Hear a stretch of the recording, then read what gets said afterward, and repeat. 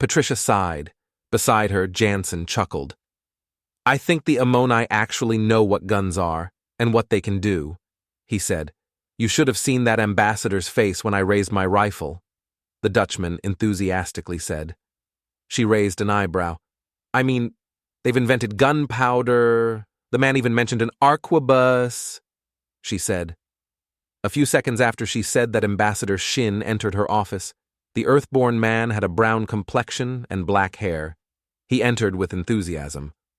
So, how did our favorite elf react to his relentless hypocrisy and mind-bending logic being rejected? He asked. He ranted on and on about how he and his precious Imperium was right because they learnt from their mistakes, even if they really didn't. She said, I'm not sure why Command thought not immediately inviting the fools was a good idea. Now you have to write a report about them, and I will probably have to entertain them when they inevitably break something. Something about the Ammoni heckling us and the dwarves getting even more upset, as if the conflict with Halamund wasn't bad enough. Shin said, I'm curious how the dwarves will discuss Halamund. They killed 3 ULE citizens. Patricia looked at Shin, probably calling it an attack which was totally warranted because we provoked them, or some other form of mental gymnastics, she stated. Shin nodded. They're indoctrinated, both the dwarves and elves. It's why Command didn't invite but instead let them come to us. They'd kill us if they realized we liked one over another. He paused before continuing. Regardless, send me the transcript and recording, and I'll make something semi-coherent to send to Command. Good plan. I'm going to entertain 2 dwarves who will also probably want to attend, she said before swiftly standing up. But first, I'm getting some coffee. You want some too? Shin shook his head. Never understood how people can like that bitter, drap-brown beverage, he said. He frowned in disgust. Patricia let out a slight chuckle. Right. She turned her head to Jansen. Mail him the transcript and recording of the meeting, and let us prepare for the dwarves, she said. Jansen nodded and used his suit to transfer the recording and the transcript to Shin's computer in the next room. Shin walked away while waving his hand. Patricia turned her phone for a moment. 14:04. In 56 minutes, the dwarves would come. She had a small briefing concerning them. They were divided into a traditionalist and a more progressive faction, the Voron and the Leoans. The Voron could best be described as doomsday cultists, counting down to the end of the world and honoring the god which would end the world. Meanwhile, the Leoans believed Astrolike, the god which would end the world, was to be shunned and detested. None of the different empires in this world were truly blameless. There was no good and bad, only something in between there, that at least was the same as on Earth. The dwarves, while having saved the world once, demanded a heavy price for this, bankrupting the elves of their gold, and while the Leoans enslaved entire races, the Voron sacrificed as many to Astralich in exchange for a weapon of mass destruction called Horndal. She decided to respond to a few mails. Time flew by quickly, and eventually the dwarves were waiting outside the door. She closed her laptop and ordered Jansen to start recording. He obliged. Pressing one of the earplugs in her ear, she turned on her translator. Both the dwarves entered. One of them was older. She could clearly see that. He had a grayish beard, which almost reached down to his stomach. His body was short, albeit broad, and she was sure he was quite strong for his size. Next to him was a much younger man. He, too, had an incredibly long beard, although unlike the first man who was bald, he had long, brown hair. Both of them bowed in respect, a gesture she had to come to be familiar with. She made a low bow towards the two and gestured to them to take a seat. They did. Well, this was already going better than how the meeting with the elf went. The elder one spoke. I am Mannerheim of Clan Bulauch, representing the Honorable Voron, he said, His voice was deep and his face stoic. The younger one then spoke. "Greetings. I am Tranararm, clansman of the clan Dylish, and am here as representative of the great Leoans." The man didn't frown or simply be stoic. Instead, a small smile appeared on his face. "Salutations to you too, honorable emissaries." She smiled diplomatically. "I take it the long journey from you clanholds wasn't too tedious?" she asked. Mannerheim shook his head. His face was still expressionless. Tranararm shook his head as well. "Of course not. I hope accommodating us with such luxurious items wasn't too much of a strain on your logistics, seeing how you are in a completely different world," he asked. This dwarf was particularly considerate, something she didn't expect. She hadn't read many fantasy novels, however, elves usually were the diplomatic ones in those. Perhaps they were trying to get something? "Not at all. If there is anything you need, tell any servant. They'll most likely be able to get it for you," she politely responded. Mannerheim interrupted Tranararm before he could speak. "You can talk about the weather sometime later. I've got a question for you, human." The old man grumbled. Tranararm turned his head in surprise, but didn't say anything. Patricia obliged. "Very well, go ahead." Mannerheim spoke. "You're going to negotiate with literal demons and folk who have the minds of demons, also known as elves." His face twisted from a stoic, almost expressionless stance to actively frowning. He raised his voice. "It's Astralife's choice to end the world, not yours." Patricia frowned. "We're not planning to end the world, dear ambassador, nor are we taking away your god's ability to end the world." She said, "We are trying to establish peace and stability. Have we attacked you even once?" That was a rhetorical question. The dwarves had attacked the approaching human ambassadors at Halamond, not the other way around. They had video evidence. The older dwarf smashed his fist onto the table and ignored what Patricia had just said. "You negotiate with demons, with pompous, pointy-eared fiends, and back it up with weapons which harness the power of Astralife." He yelled, "You're all heretics. If you were Voron, we'd burn you at the stake and scatter your ashes into the deepest of our long, abandoned mines." Tranararm interjected before the other dwarf could hurl any more insults at her. "What my esteemed fellow ambassador means to say is that what your kind is currently doing is seen as a grave insult to the Clay clans and the Stone King," he said. "I acknowledge that. I am even willing to offer you compensation for not inviting you earlier, as I am certain every other party will understand our current dilemma." She said that was command strategy, and she hoped it was going to pay off because talking to the races of Narivor was like trying to stop two toddlers arguing with each other. Tranararm nodded. "I see.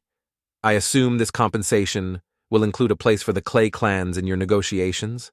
he asked. Happy to not have to listen to Mannerheim rant about how humans were bad again. She nodded. "Correct. I assume you've already met Lieutenant Carlson?" she asked. Both of the dwarves nodded. However, before Tranararm could say something useful, Mannerheim chimed in. "He tried to serve us 3 instead of 4 meals. I considered punching all the blood out of him right then and there. What a vile, hateful, revolting blasphemer," he preached. All things considered, he would have made an excellent Christian preacher during the Crusades. He continued his shouting. To make this even worse, he asked what we wanted to drink. The dumb pig even suggested wine. Tranararm interrupted him. "We are familiar with him, although I would recommend you assign someone a bit more familiar with dwarven customs. We, of course, wouldn't want our nation's diplomatic relationships to be ruined by a simple misinterpretation," the man said. Patricia, hoping to placate the dwarves, nodded.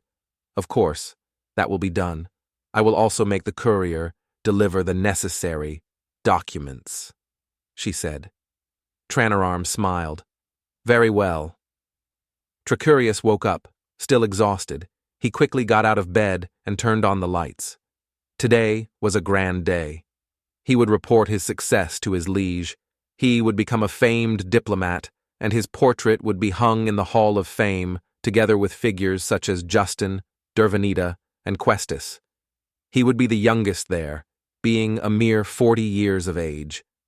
Some of them were 100 years old when they earned their place there. He was only 40. He felt so accomplished. He succeeded. If his parents existed, they'd be proud of him, surely. And he himself was very proud of himself.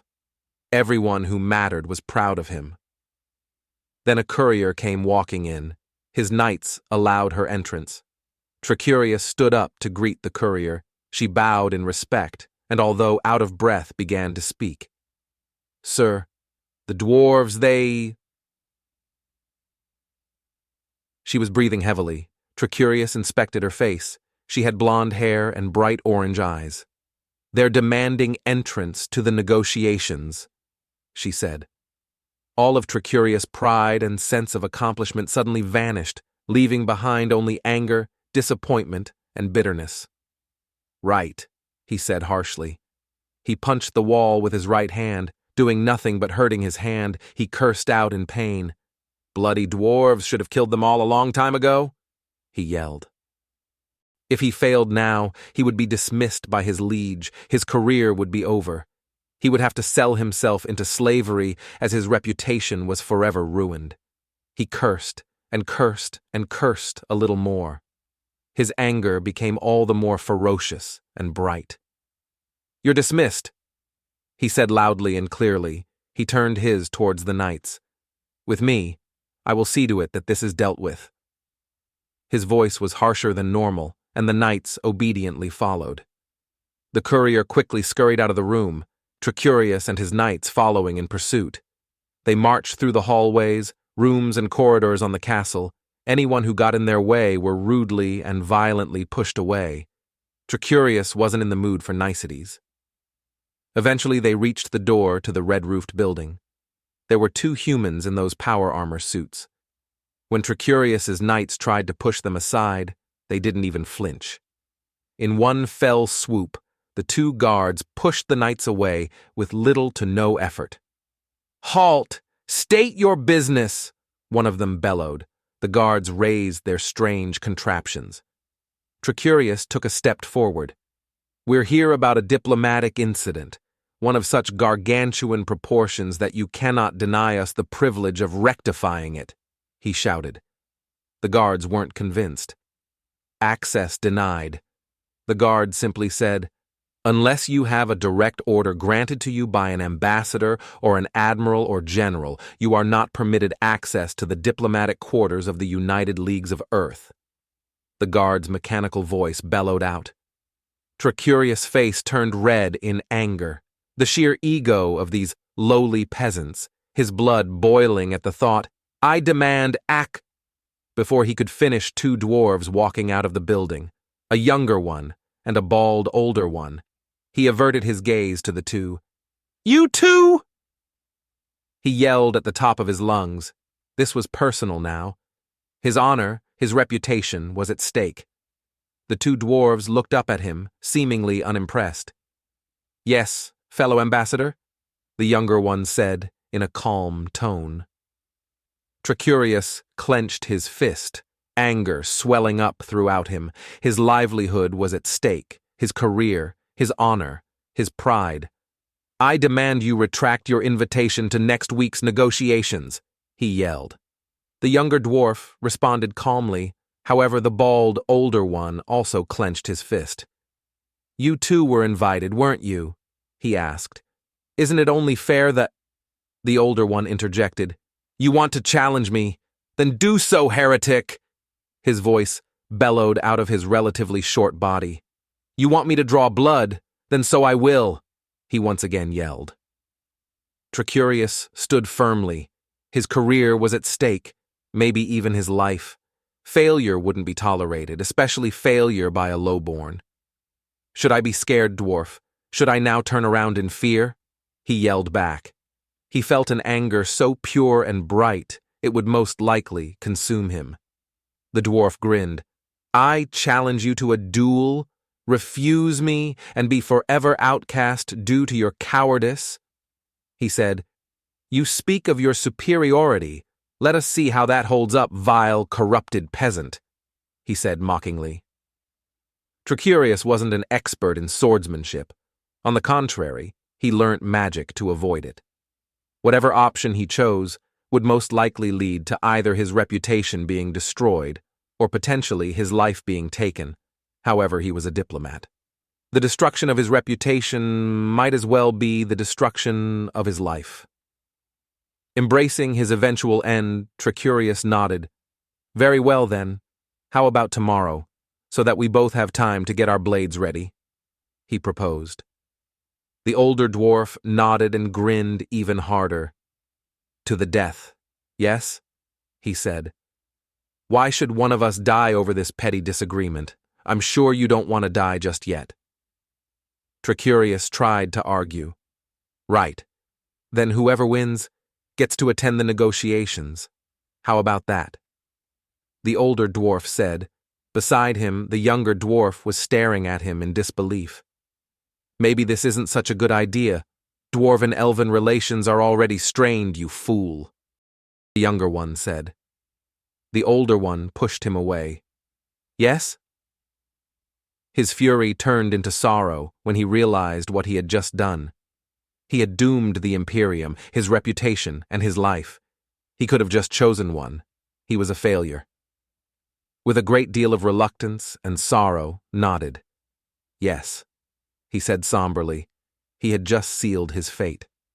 After the encounter, he retreated to his room, utterly depressed. Sir, maybe we should show you a few basic swordsmanship techniques, one of his knights asked. He shook his head. It's all useless. He said, I've not just sealed my fate, but the fate of imperial human relations. Maybe you'd prefer a spear, a battle axe, or perhaps a war hammer. You can choose any weapon. The knight said. You can choose any weapon, like that was going to help. Then it hit him. Any weapon. He grinned. Humans had weapons which could blow someone's brains out and didn't require much effort to use. He had a plan. One of you, call Carlson, I've got a plan, he enthusiastically said.